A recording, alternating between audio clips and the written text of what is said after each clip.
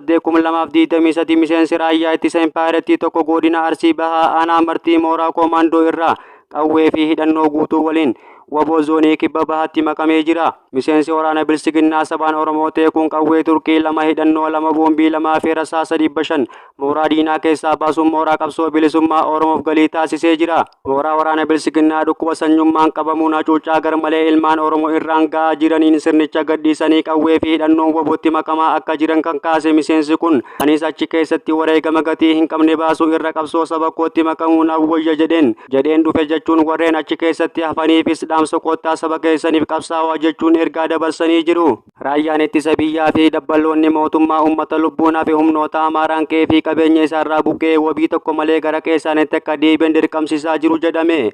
Godina Wallaggaa Bahaa aanaa Giddaa Ayyaanaatti raayyaan ittisa biyyaa kan uummata fixe waraana bilisummaa Oromooti malee fannoo miti jechuun bifa doorsisaan uummatatti yoo himu viidiyoon miidiyaalee hawaasaa irra raabsamaa jiru ni agarsiisa. Jimmata darbee fulbana 15,2023 humnoonni Amaaraa uummata konkolaataan naqamtee ka'uun gara Giddaa imalaa turan iddoo Andoo Deedichoo jedhamutti fixuu hordofee uummanni magaalaa Giddaa Ayyaanaatti hiriira ba'uun ajjechaan akka irraa dhaabbatu gaafachuun gochisaas balaaleffatanii jiru. Qondaalee raayyaa ittisa biyyaa hiriira sanarratti haasaa taasisaa ture kan isin ajjeesee fi isin buqqisee ture waraana bilisummaa Oromooti malee fannoo miti jechuun ummanni immoo fannoodha malee waraana bilisummaa Oromoo miti jechuun qondaala kanatti yoo iyyuu viidiyoo kanarraa ni dhaga'ama. Ummanni kan nu ajjeesee fi kan nu buqqisee fannoodha malee waraana bilisummaa Oromoo miti yoo jedhus viidiyoo irraa kan dhaga'amuu fi qondaalee raayyaa ittisa biyyaa tokko sagalee doorsisaan yoo uummatatti dubbatu viidiyoo qoodamaa ture kanarraa ni dhaga'ama.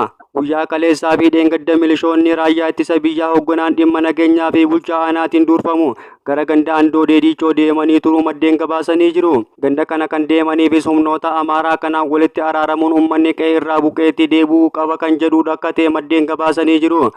Kanaan duraas uummanni gandoota sanarraa buqqee ture qe'ee isaatti deebi'uus irra deebiin buqqifamuun ajjeefamaa turee jira.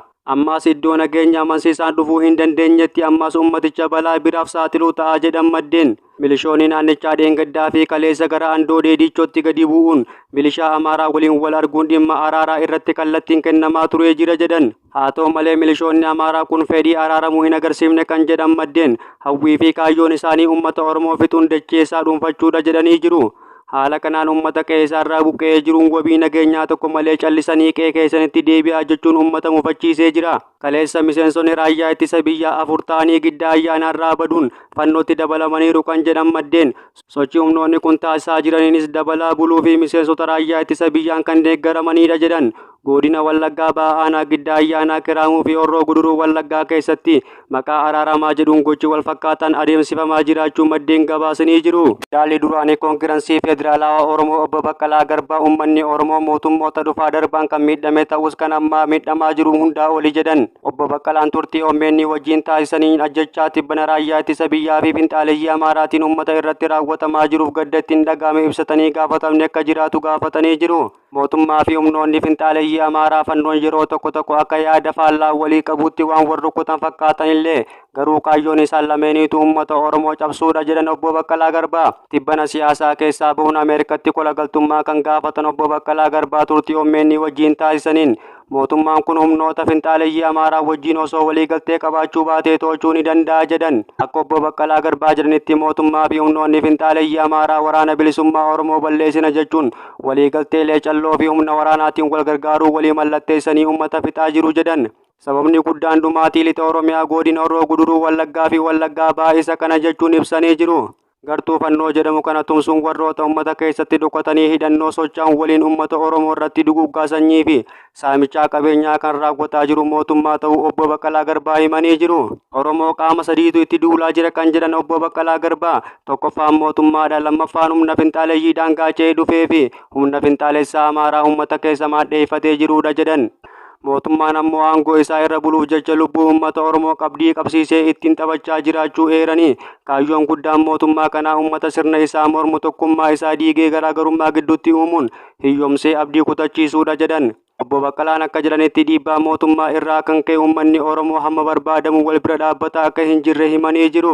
Haa ta'u malee ammaas uummanni Oromoo abdii kutannaa fi burjaajii mootummaa fi qaamonni garaagaraa uummanni irraa of qusachuun qabsoo gochuutu fala fida jedhan. Amma of danda'anii ofirraa hin qolannetti diinni garaa namaa laafuu waan hin jirreef tokkummaa fi wal dhagoon wal jala hiriiranii falmachuu ala furmaanni biraa akka hin jirre dhaamanii jiru.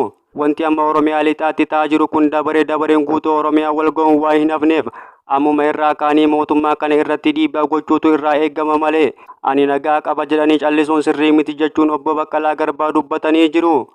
Keessattuu mootummaa naannoo Oromiyaa irratti dhiibbaa gochuun taateen kun naannoo biraatti akka hin ta'inii fi mootummaan kun aangoo isaatti fayyadamee itti gaafatamummaa akka ba'aa hin jirretti himuun barbaachisaadha jedhan. Kan biraa ammoo obbo Baqqalaan kan dubbatan uummanni Horroo Guduruu Wallaggaa fi Wallaggaa Bahaa namni Oromoo ofiin jedhu kamuu waan danda'u alaa fi keessaa bira dhaabbachuu akka qabu dhaamanii jiru. Walumaa galatti gochi gara Oromiyaa lixaatti amma deemaa jiru kun tokkummaan yeroodhaan yoo ofirraa hin falmatin guutuu Oromiyaa cabsuuf akka deemu sodaa qaban himanii jiru. Loltoonni Alshabaab biyya Somaaliyaa kibbaa lixa naannoo Bakul jedhamutti konkolaataa loltoota Itoophiyaa fe'ee ture irratti haleellaa gaggeessuu aangoonni Somaaliyaa himan. Haleellaan kun konkolaattota waraanaa lama tokko kan magaalaa Yidi irraa gara Waajibii fi kan lammataa Elbardee irraa gara Hudur imalaa ture irratti kan xiyyeeffatedha. Loltoonni Itoophiyaa Waajidii fi Hudur keessaa buufata qabu. Humnoonni naannoo konkolaataa Elbardee irraa gara Hudur imalaa ture eegaa turuu qondaalli Somaaliyaa ibseera. Kantiibaan Hudur Umar Abdullaahi Muhammad waraanni kan eegalee haleellaa Alshabaab eegalee hordofee ta'uu himeera. Waraanichi kan eegale qaamolee farra nageenyaa konkolaattota waraana Itoophiyaa fi Somaaliyaa kan Wajid irraa gara Hudur imalaa turan irratti dhukaasuun haleellaa eegaluu hordofeeti. Hidhattoonni Alshabaab 50 ta'an ajjeefamuu Muhammad dubbatee jira.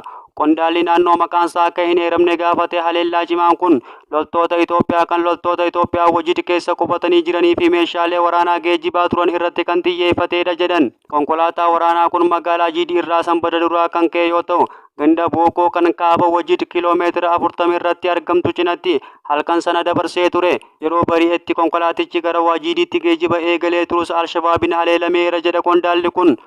Waraanichi sa'aatii 4 itti fufee turuu qondaalichi dubbatee jira.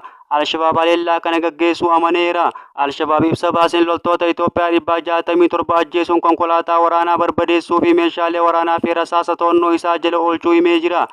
Haa ta'u malee Somaaliyaatti ambaasaaddarri Itoophiyaa Muktaar Kadiir dhaamsa karaa miidiyaa hawaasaatiin dabarsen odeeffannoo ololaa jechuun haalan haleellaa gaggeessuu yaaluu danda'u. Haa ta'u malee daqiiqaa 10 ol loltoota Itoophiyaa waraanuu hin danda'an jedha. Konkolaataan otoo jiru humnoonni mootummaa Somaaliyaa magaalaa ijoo akka Badweenii fi gandoota xixiqqoo biroo 3 Qodqood Qaayidii fi Shabeelloo to'annoo jala oolchuu qondaalonni Somaaliyaa ibsanii jiru. Ajajaan humnoota naannichaa Muhammad Nuur Alii waraana gabaabduu sanbata guddaa godhameen Alshabaab Badweenii fi gandoota biroo 2 gadhiisee baqachuu himee jira. Loltoonni mootummaa fi loltoonni naannootti gargaaramanii magaalaa Afraffaa Amaaraa kan naannoo Galmudeesh keessatti argamtutti deemaa jiraachuu himee jira. Mootummaan Somaaliyaa ganda Alii Foldoree naannoo walakkaa Shabeelleetti sanbata duraa fi sanbata guddaa miltoo idil addunyaa wajjin ta'uun humnoota Alshabaab kan laga qaxxaamuraa turan irratti duula gaggeessaa jiraachuu ibsee jira. Jecha murtee seeraan alaa fi hidhaan akka tasaa raawwatamu hatattamaan dhaabbachuu qaba jedhe. Koomishinichi ibsa jimaata fulbaana 15/2023 mata duree sarbama mirgoota qabsoo hidhannoon walqabate yaaddeessummaan isaa itti fufee jechuudhaan baaseen rakkoo nageenyaa naannoo Amaaraatti baatii eebilaa irraa kaasee hagayya keessa immoo itti caale dhiheenya hordofaa jiraachuu ibse. Keessattuu erga labsiin yeroo muddamaa baatii adoolessaa keessa naannichatti hojiirra oolfame kaasee dhiibbaa inni mirgoota namummaa irratti qabaatu hordofuun izzii qajeelcha waliigalaa labsii yeroo muddamaa fi boordii qorataa labsichaa dabalatee qaamolee mootummaa dhimmichi isaan ilaallatu dubbisuuf yaada gorsa kennuun itti dhiyeenyaan hordoffii taasisaa jiraachuu himee jira. Haaluma hordoffii isaatiinis miidhaaleen namoota nagaa irratti gahan ajjechaawwan murtee seeraan alaa fi hidhaan akka tasaa dhimmoota yaaddeessoo ta'uun argamanidha jedhee jira. Dabaluunis naannichatti odeeffannoo jiraattota miidhamtoota maatii miidhamtootaa fi namoota ijaan argan irraa walitti qabadhee jira jeen walitti bu'iinsichi naannichatti gara aanaalee adda addaatti babal'achuu hubadhee jira. Miidhaan jiraattota irra gahu itti cimee jira jee. Fakkeenyaaf hagayya akka lakkoofsa Itoophiyaatti 19 hanga 30tti magaalaa Dabra Maarqos godina Goojjaam Kaabaattii fi Addeetii fi Maraawwii godina Gondar Kibbaa Dabra Taaborii fi Jiddu Gala Gondar Daligiitti Shawaa Kaabaa Maajateetti Shawaa Roobitii fi Aansokiyyaa fi gantoota baadiyyaa naannichaatti walitti bu'iinsa keessaa namoonni nagaa baay'een ajjeefamuu miidhaa qaamaaf saaxilamuu fi qabeenyi barbadaa'uun hubadheetiin jira jedhe. Koomishiniin gabaasa isaa kanaan namoota wal jijjiirraa dhukaasaa yookaan meeshaa jajjabaan ajjeefaman keessaa kanneen akka hojii qonnaa fi mana isaanii keessatti ajjeefaman akka jiran dhagahee jira jedhe. Gama kaaniinis naannichatti dhimmi ajjechaa miseensota faannoo dabalatee namoota haala garaagaraatiin to'ataman irratti murtee seera malee raawwatame koomishinichaaf boordii qorannoo labsii yeroo muddamaatiin qorannoon guutuun irratti gaggeeffamuu qabaata jedhe.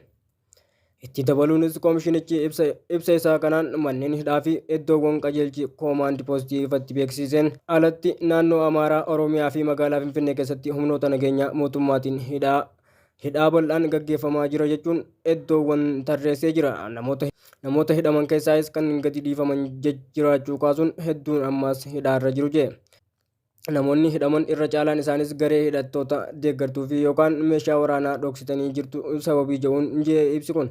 Tibba kanaas jiddugala turtii naannoo Oromiyaa galaan aanaa siidaa Awaash jedhamutti daa'imman dabalatee saba Amaaraa kan ta'an hidhamuu miidiyaa hawaasaa gubbatti bal'inaan qoodamaa ture. Koomishinichi ibsa isaa kanaan garuu namoonni achi keessatti argaman dubartootaa fi daa'imman naannolee adda addaa irraa dhufan dabalatee bakka namoonni daandii irra jiraatan kaafamuun keessaa akka turan kan taasifamu ta'uu fi namoota gara jiddugala kanaa dhiheenya geeffaman keessaa 29 adda baafamuun gadhiifamuu ibsee jira. Kan murtaa'an ammoo sagantaa deebisanii dhaabuutiin gara naannoo irraa dhufanitti akka deebi'an taasifamuu dhukkubni buufaticha keessatti ka'ee ture to'atamuu hordoffii isaatiin mirkaneessuu ibsee jira. Walumaa galatti koomishinichi walitti bu'iinsichi haala waaraa ta'een akka furamuuf haaluma kana dura waamicha taasisaniitiin filmaataawwan nageenyaatiif dursi akka kennamu kaasee jira. Akkasumas qaamolee namoota nagaa irratti ajjechaa raawwataniif akka tasaatti hidhuu irratti hirmaatan irratti qorannoon barbaachisu taasifamuun gaafatamummaan haa mirkanaa'u jedhee jira.